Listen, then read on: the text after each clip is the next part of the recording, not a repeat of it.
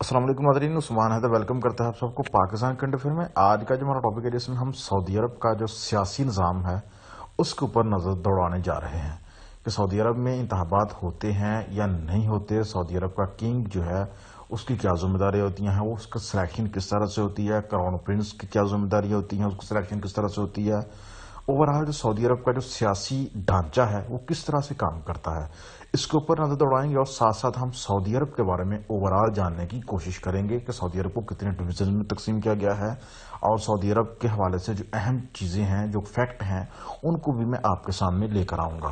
तो आज ही शुरू कर लेते हैं अपने टॉपिक को। सबसे पहले आपको बताना चाहिए कि सऊदी अरब जो है मशरक वस्ता का और वेस्टर्न एशिया का बड़ा मुल्क है, बड़ा इस्लामिक मुल्क है। ओआईसी का फाउंडर है, अरब लीग का फाउंडर है और साथ साथ जो है मुस्लिम दुनिया में बड़ा इन्फ्लुएंस रखने वाला मुल्क है सऊदी अरबिया। और इसकी बुनियाद रखी गई थी 23 सितंबर 1932 को इब्ने सऊद की तरफ से, और ऑफिशियली इसका नाम जो है किंगडम ऑफ सऊदी अरेबिया रखा गया है, जिसको हम शॉर्ट अल्फाज में अगर देखें तो KSA के नाम से जाना जाता है।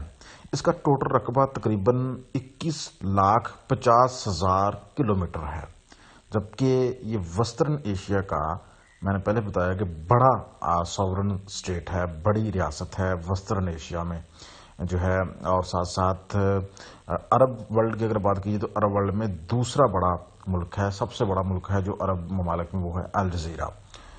और पांचवा बड़ा मुल्क है जी पूरे एशिया में। आपको पता होना चाहिए कि जो एशिया है इसको 5 बड़े रीजन्स में तकसीम किया गया है।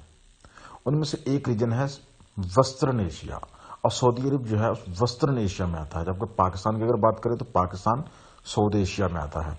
इस बारे से डिटेल वीडियो मेरे चैनल पे अपलोडेड है, आप वहां से देख सकते हैं। सऊदी अरब के बॉर्डर जिन ममालिक के साथ लगते हैं उनमें Jordan, Iraq, Kuwait, Qatar, Bahrain, Dubai, Oman और यमन शामिल है। यह आपने याद रखना है कि सऊदी अरब के बॉर्डर्स किन ममालिक के साथ लगते हैं, तो उन ममालिक का नाम आपने याद रखना है। सऊदी इकोनॉमी जो है मिडिल ईस्ट में, मशरक वस्ता में 18वीं बड़ी इकोनॉमी है, और टोटली इस इकोनॉमी का दारोमदार ऑयल पर है। ऑयल के रिजर्व हैं, उसके हवाले से सऊदी अरब जो है वो दुनिया भर में अपनी पहचान रखता है।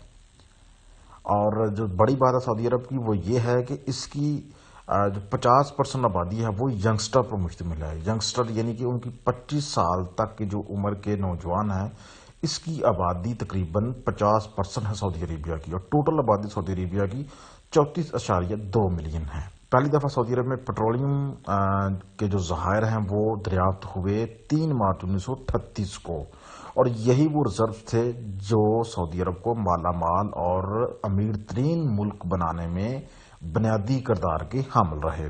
और यही वो रिजर्व थे जो सऊदी अरेबिया को दुनिया का दूसरा बड़ा ऑयल प्रोड्यूसर कंट्री बनाते हैं अमेरिका के बाद, और दुनिया का सबसे बड़ा ऑयल एक्सपोर्टर कंट्री का दर्जा भी देने में अहम किरदार अदा करते हैं। और एक और बात नाज़रीन आपने याद रखनी है सऊदी अरेबिया के हवाले से कि ऑयल रिजर्व के हवाले से दुनिया का दूसरा बड़ा मुल्क है, जबकि गैस रिजर्व के हवाले से इसका नंबर आता है 6ठा।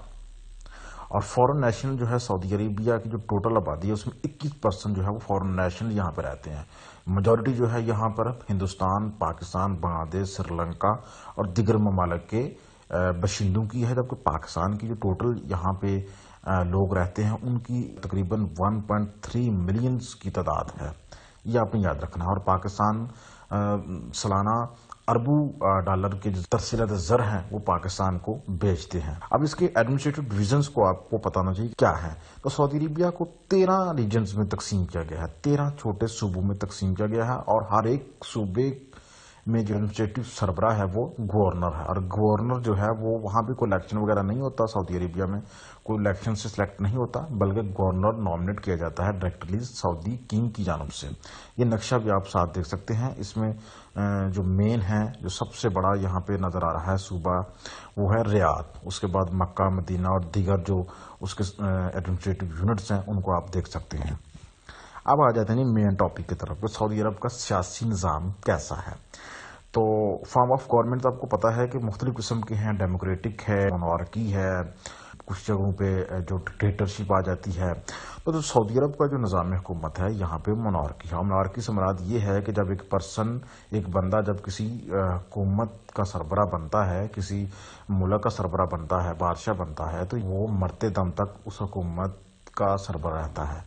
تو سعودی عربیہ کا جو سسٹم ہے، وہاں کا جو پولیٹیکل سسٹم ہے، وہ بادشاہی نظام ہے.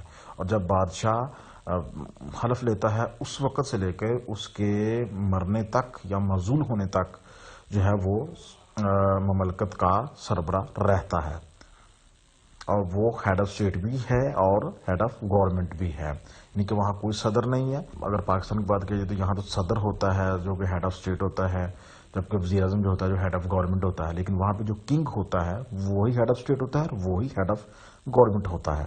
اب کنگ کی سلیکشن کیسے ہوتی ہے؟ جو سعودی بادشاہ ہے اس کو سلیکٹ کیسے کیا جاتا ہے؟ بہت ہی انٹرسٹنگ ٹاپک ہے، بہت ہی انٹرسٹنگ چیز ہے جو میں آپ کو بتانے والا ہوں. ذرا غور سے سنیے گا.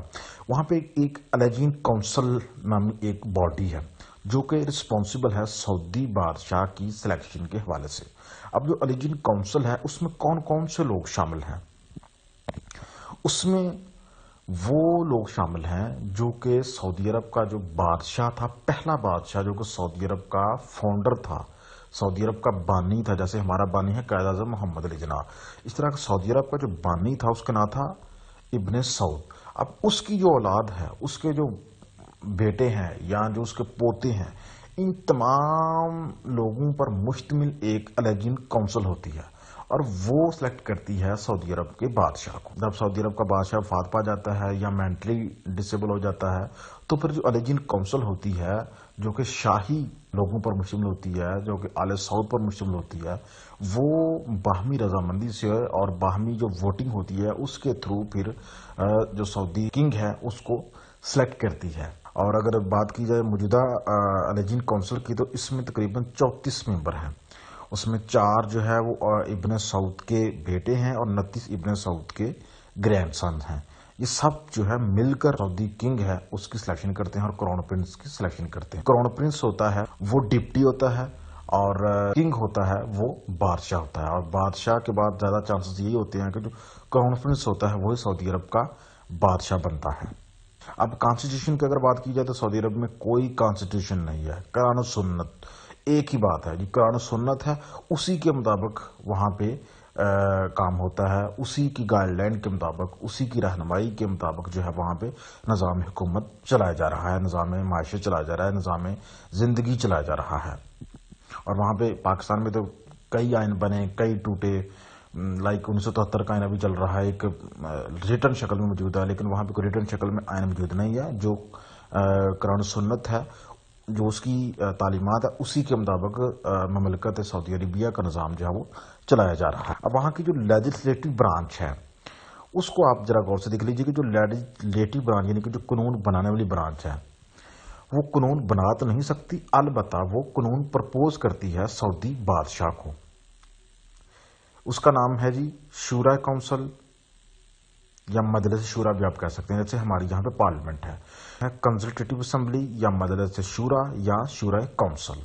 اور یہ ایڈوائز کرتی ہے سعودی بادشاہ کو کہ آپ فلاں معاملے کے اوپر قانون بنا سکتے ہیں، حالانکہ وہ بنانے کی پاور نہیں رکھتی، نہ ہی وہ فورس کر سکتی ہے سعودی بادشاہ کو کہ آپ اس معاملے کو لے کر قانون لازمی بنا. وہ باڈی کیا کرتی ہے کہ وہ ایڈوائز دیتی ہے کنگ کو. اس کے ٹوٹل 150 ممبرز ہیں. وہ تمام جو 150 ممبرز ہیں ان کو سعودی بادشاہ ہی سلیکٹ کرتے ہیں، یعنی کہ سعودی عرب میں کوئی سیاسی پارٹی نہیں ہے، سعودی عرب میں کوئی الیکشن نہیں ہوتا. وہاں پہ جو کچھ بھی ہوتا ہے وہ جو رائل فیملی ہے انہی کے لوگوں کو وہاں پہ لیجسلیٹو برانچ ہے، جو کنسلٹیٹو برانچ ہے، جو مجلس شورا ہے، اس کے ممبرز چنا جاتا ہے. اور جو گورنر جو بنائے جاتے ہیں جو صوبوں کے، ان کا بھی زیادہ تر جو تعلق ہوتا ہے وہ سعودی شاہی فیملی سے ہوتا ہے. جتنے بھی اہم عہدے ہیں سعودی عربیہ میں، جتنے بھی امپورٹڈ جابس ہیں وہ ساری سعودی شاہی فیملی کے پاس ہیں. جتنے بھی حکومتی عہدے ہیں وہ سارے سعودی فیملی کے پاس ہیں. اب آ جاتے ہیں ایگزیکٹو برانچ. ایگزیکٹو برانچ کا وہ میں نے بتا دیا، سعودی بادشاہ ہوتا ہے، کنگ ہوتا ہے، وہ ہیڈ آف اسٹیٹ بھی ہوتا ہے، ہیڈ آف گورنمنٹ بھی ہوتا ہے، جبکہ اس کے نیچے کابینہ کام کر رہی ہوتی ہے. اس کابینہ کو نام دیا گیا ہے کونسل آف منسٹرز، اور اس کا کیا کام ہوتا ہے کہ یہ جو پالیسیز بنائی جاتی ہیں اس کے اوپر عمل درآمد کرانے کی ذمہ دار ہوتی ہے۔ جو سعودی کراؤن پرنس ہے وہ ڈپٹی پرائم منسٹر کے طور پر بھی جانا جاتا ہے، اور ہر ہفتے کابینہ کی میٹنگ ہوتی ہے۔ اس میٹنگ کی جو قیادت ہے وہ سعودی بادشاہ کرتے ہیں، جبکہ اگر کسی وجہ سے سعودی بادشاہ نہ اس میٹنگ کی قیادت کر سکے تو پھر جو کراؤن پرنس ہوتے ہیں، ڈپٹی پرائم منسٹر ہوتا ہے سعودی عربیہ کا، وہ اس کو چیئر کرتا ہے۔ آج کل اگر بات کریں سعودی عربیہ کی تو آج کل وہاں پہ جو سعودی بادشاہ وہ بیمار رہتے ہیں، تو اکثر وہ جو سیاسی عمل ہے اس سے دور رہتے ہیں، اس لیے جتنے بھی وہاں پہ اہم امپورٹنٹ میٹنگز ہو رہی ہیں وہ کراؤن پرنس محمد بن سلمان وہی اس کو آن کر رہے ہیں، وہی اس کی قیادت کر رہے ہیں۔ تو یہ جی آج کا ٹاپک تھا، امید کرتا ہوں آپ کو سمجھ آ چکا ہے۔ اگر پسند آیا تو لازمی لائک کیجیے گا اور کمنٹ کیجیے گا، اور ساتھ ساتھ چینل کو سبسکرائب کیجیے گا۔ خدا حافظ۔